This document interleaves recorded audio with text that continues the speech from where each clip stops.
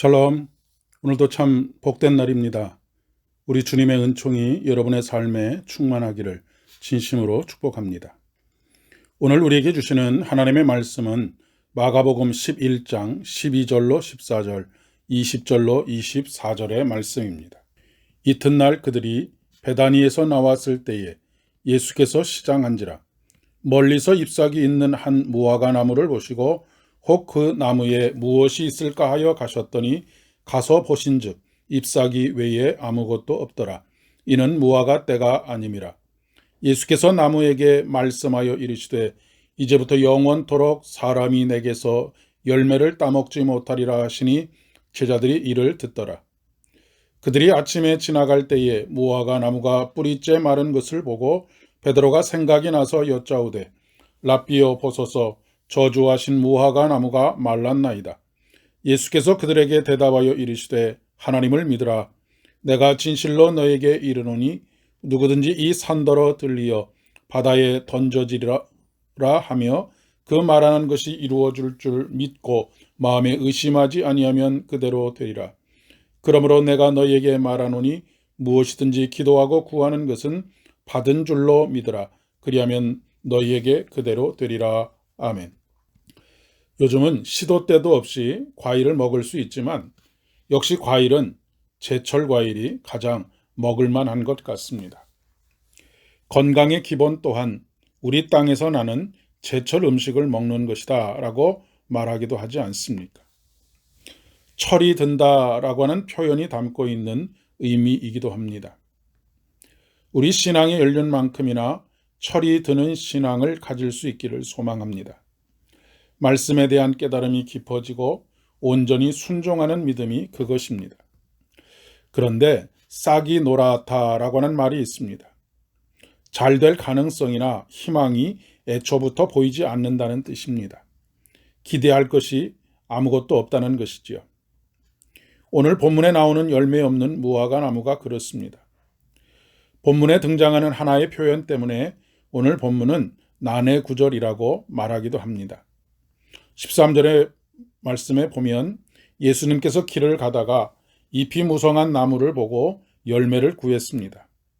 그러나 열매를 얻을 수가 없었습니다. 예수님께서는 이 무화과 나무를 보며 이제부터 영원토록 사람이 내게서 열매를 먹지 못하리라 저주하십니다.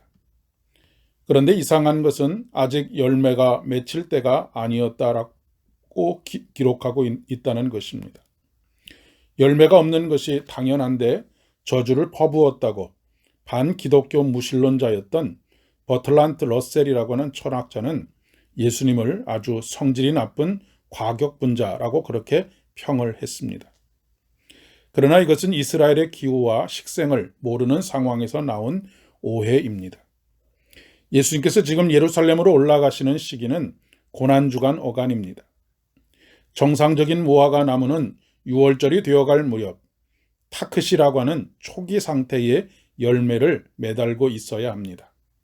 그래야 그것이 숙성되는 9월, 10월에 열매를 얻을 수가 있는 것이죠.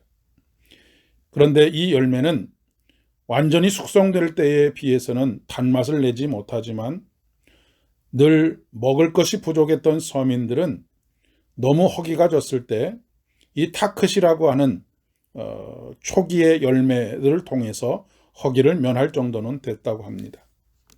그런데 앞서 표현한 것처럼 싹이 노랬던 것입니다.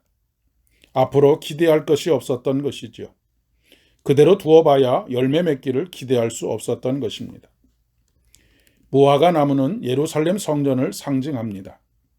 단순히 무화과 나무가 저주를 받았다라고 하는 자연현상을 말하려고 하는 것이 아니라는 것입니다.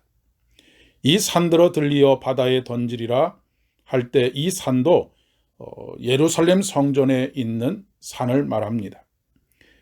열매가 없는 신앙을 가진 예루살렘에 있는 성전의 지도자들, 강도에 구렬이 된 성전이 무너지는 것은 어떤 물리적인 힘이나 군사적인 힘이나 정치적인 힘이 아니라 기도의 능력으로 된다라고 하는 것이 초대교회 성도들에게 전하고 있는 예수님의 말씀입니다. 각 교단마다 총회가 열리거나 이미 총회를 마친 교단들이 있습니다. 이곳에서 결정되는 일들을 보며 절망적인 이야기들을 많이 쏟아내곤 합니다. 싹이 노랗기 때문입니다. 한국 교회의 미래에 어떤 열매도 맺지 못하지 않을까라고 하는 걱정과 고민들을 참 많이 하고 있습니다. 우리의 신앙도 마찬가지입니다. 열매를 보고 그 사람을 알 수 있는데 우리에게서 미래에 그리고 지금 당장에 그 열매를 구할 때 열매를 얻을 수 없는 그런 인생이 될 수도 있기 때문입니다. 그렇기 때문에 창조적인 파괴를 위해서 기도해야 합니다. 창조적인 파괴란 새 창조를 위한 파괴입니다. 그것이 십자가의 죽음과 부활입니다. 사도 바울은 나는 날마다 죽노라 고백합니다. 새 창조를 위해서 매일 자신을 십자가에 못 박는 것입니다. 그로부터 새 영의 부으심을 받은 하나님의 형상으로 살아가는 것입니다. 싹이 노란 열매를 기대할 수 없는 우리들도 십자가와 함께 죽고 예수와 함께 살면 온전하고 풍성한 열매들로 사람에게 유익을 주고 또 하나님을 기쁘시게 하는 그런 날들을 살아갈 수 있게 되리라 믿습니다. 오늘도 그런 복된 날이 되시기를 진심으로 축복합니다. 기도하겠습니다. 하나님, 열매 없는 무화과 나무와 같은 인생 되지 않게 하여 주시고 오늘도 십자가와 함께 죽고 예수와 함께 살아남으로 하나님을 기쁘시게 하고 이웃에게 유익을 끼치는 참으로 복 있는 삶 살아갈 수 있도록 은혜를 더하여 주시옵소서. 예수님의 이름으로 기도드립니다. 아멘. 오늘도 복된 하루 되시기를 바랍니다.